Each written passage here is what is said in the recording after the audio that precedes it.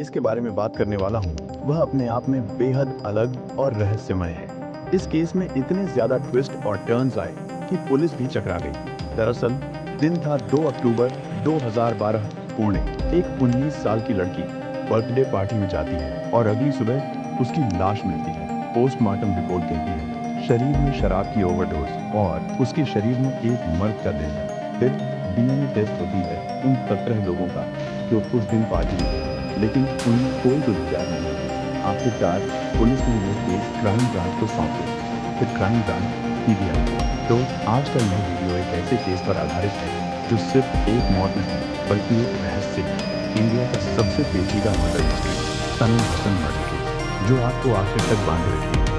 अगर आपने वीडियो पर क्लिक किया है तो इसे अंत तक जरूर देखें। कहानी शुरू करने से पहले आप वीडियो को जरूर लाइक कर दीजिए और चैनल को भी सब्सक्राइब कर लीजिए ताकि हर कहानी सबसे पहले आप तक पहुंचे। इस पूरी कहानी की शुरुआत होती है महाराष्ट्र के पुणे में रहने वाली सनम हसन नाम की एक लड़की से। इस लड़की की उम्र महज 19 साल थी। ये पुणे में रहकर अपनी फैशन डिजाइनिंग का कोर्स कर रही है और ये सेकेंड ईयर की स्टूडेंट है। इसका बाकी सब परिवार मुंबई में रहा करता था। परिवार में माता पिता और एक बड़ा भाई था। वैसे तो इस परिवार के पास पैसे की कोई कमी नहीं थी, लेकिन उसके बावजूद भी सनम हसन अपने पैरों पर खड़ी होना चाहती थी। इसीलिए वह मुंबई से पुणे आ गई थी। यहाँ पर रहते हुए वह अपनी पढ़ाई भी कंप्लीट कर रही थी। साथ ही वह एक पार्ट टाइम जॉब करती थी। मुंबई के फिनिक्स कॉम्प्लेक्स में एक जाना माना एल्डो का शोरूम था। यहाँ से पैसे भी कमाती थी। साथ ही एक फुटबॉल की प्लेयर भी थी, यानी कि सनम हसन हर चीज में बहुत ही अच्छा कर रही है। इसके माता पिता भी उससे बहुत ही खुश थे और वह अक्सर अपनी बेटी से मिलने के लिए पुणे भी आया करते थे। पुणे में रहते हुए सनम हसन के बहुत सारे दोस्त भी बने। जिस कॉलेज में वह पढ़ती थी वहाँ पर भी उसके बहुत सारे दोस्त थे। जहाँ पर एल्डो के शोरूम में वह जॉब करती थी वहाँ पर भी उसके कुछ दोस्त बन गए थे। सब कुछ बहुत ही अच्छा था। 2 अक्टूबर 2012 सनम हसन का बर्थडे था, जिस वजह से उसके माता पिता मुंबई से उससे मिलने के लिए पुणे आते हैं और हसन के साथ पूरा दिन घूमते फिरते हैं, होटल में खाना खाते हैं। उसी दिन सनम हसन अपने पेरेंट्स को बताती है कि आज रात को उसके साथ काम करने वाले एक लड़के ने उसकी बर्थडे पार्टी अरेंज की है। दरअसल एल्डो के शोरूम में उसके साथ एक लड़का काम करता था जिसका नाम मोहम्मद विजय था और इसने आज की रात सनम हसन के लिए बर्थडे पार्टी ऑर्गेनाइज की।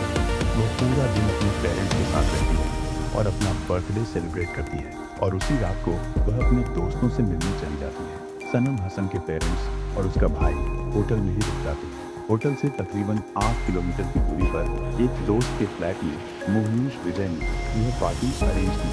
अब ये पूरी पार्टी ऑर्गेनाइज होती है 2 अक्टूबर 2012 और यहीं से कहानी करवट लेती है। ऐसी करवट जो हर किसी के रोंगटे खड़े कर दे। ये रात बीत जाती है, अगला दिन आ जाता है, यानी कि 3 अक्टूबर 2012 सुबह के तकरीबन 8 बजे मोहनीश विजय सनम के पिता को कॉल करता है और कहता है जल्दी से नजदीकी हॉस्पिटल में आ जाए।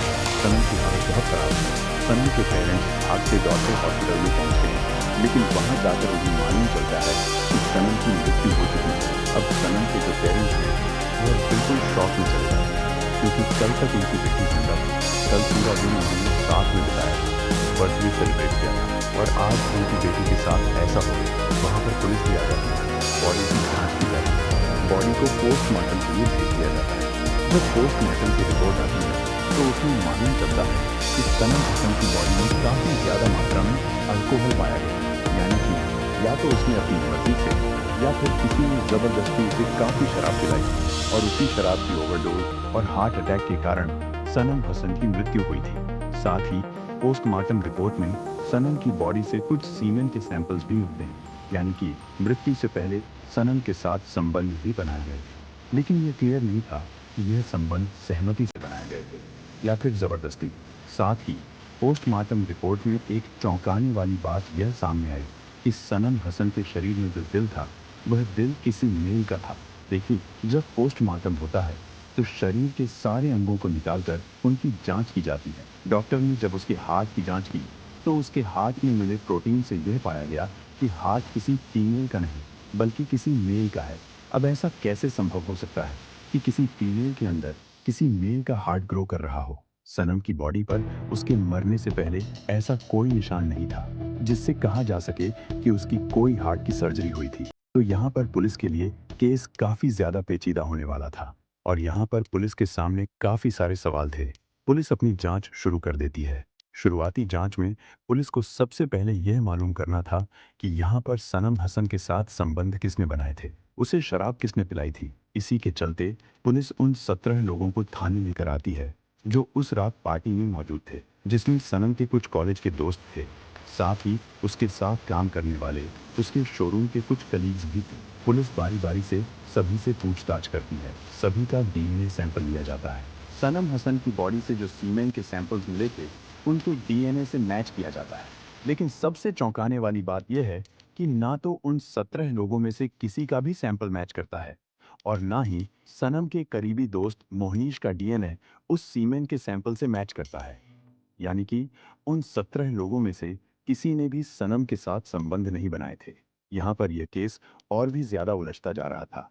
उसके बाद पुलिस के सामने दूसरा सवाल यह था कि सनम की डेड बॉडी से जो हार्ट मिला था, आखिर वह हार्ट किसका था।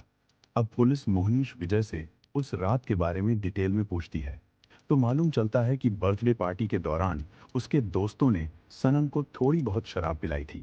धीरे धीरे यह थोड़ी बहुत शराब बहुत ज्यादा मात्रा में बदल गई। शराब की ओवरडोज के कारण रात को ही सनम को उल्टी भी हुई थी, जिसके बाद मोहनीश ने उसे एक कमरे में सुला दिया था और सुबह जब उन्होंने कमरे में जाकर चेक किया तो उन्होंने पाया कि सनम मर चुकी है। वह उसे नज़दीकी हॉस्पिटल में लेकर गए। डॉक्टर्स ने चेक किया तो उन्होंने उसे मृत घोषित कर दिया। अब इस केस में पुलिस को कुछ भी लीड नहीं मिल रही थी। ऐसे ही समय बीतता गया और साल आ जाता है 2014। सनम के पेरेंट्स के कहने पर यह केस सीबीआई को हैंडओवर कर दिया जाता है। सीबीआई सारे तथ्यों को जोड़कर इस केस की इन्वेस्टिगेशन शुरू करती है। सबसे पहले उन 17 लोगों से बात होती है। उनका बयान दिया जाता है जो लोग उस दिन पार्टी में मौजूद थे। सभी के डीएनए सैंपल्स की रिपोर्ट को डीपली एग्जामिन किया जाता है, लेकिन इसके बावजूद भी सीबीआई के हाथ कुछ नहीं लगता। सीबीआई के सामने एक और बड़ा सवाल ये भी था कि आखिर सनम की बॉडी से किसी मेल का हार्ट कैसे मिला। तो सबसे पहले इसी की जांच की जाए तो मालूम चलता है कि जिस दिन हॉस्पिटल में सनम की डेड बॉडी का पोस्टमार्टम हो रहा था, उस दिन वहां पर उसके अलावा 4 और बॉडीज मौजूद थी जिनका पोस्टमार्टम हुआ था और नियम के अनुसार पोस्टमार्टम करते हुए वीडियोग्राफी करना जरूरी होता है। लेकिन उस दिन वहां पर मेडिकल स्टाफ ने किसी भी पोस्टमार्टम को करते वक्त वीडियोग्राफी भी नहीं की। सीबीआई की जांच में यह बात सामने आती है कि सनम हसन की मौत के मामले में कहीं न कहीं मेडिकल स्टाफ और डॉक्टर की लापरवाही, हार्ट ट्रांसप्लांट या पोस्टमार्टम के दौरान डॉक्टरों ने 2 हार्ट्स को लेकर गड़बड़ी कर दी। रिपोर्ट में यह दर्ज हुआ कि सनी की बॉडी से किसी मेल का हार्ट बरामद हुआ, जिससे पूरे केस की दिशा ही बदल गई। हालांकि इस गड़बड़ी का कोई ठोस प्रमाण नहीं था, लेकिन सारे तथ्यों को जोड़ने पर यही अंदाजा लगाया गया। और असली सवाल तो अब भी वही था, मरने से पहले सनम के साथ संबंध किसने बनाए। इस सवाल का जवाब ढूंढने में पुलिस को पूरे 2 साल लग गए। फिर आया साल 2016। जब सीबीआई के हाथ कोई भी ठोस लीड नहीं लगती तो वह कोर्ट से एक खास इजाजत मांगती है, सनम की डेड बॉडी को कब्र से दोबारा निकलवाने की। कोर्ट इस मांग को मंजूरी देता है और फिर कब्र से सनम की बॉडी को बाहर निकाला जाता है। बॉडी के कुछ डीएनए सैंपल्स लिए जाते हैं और इन्हें दोबारा टेस्टिंग के लिए भेजा जाता है, लेकिन नतीजे फिर भी निराशाजनक रहते हैं।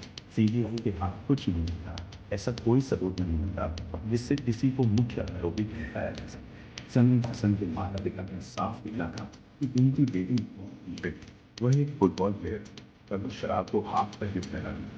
उनका मानना था कि बर्थडे पार्टी में किसी ने जबरदस्ती उसे शराब पिलाई, नशे की हालत में उसके साथ गिर और फिर उसकी हत्या कर दी।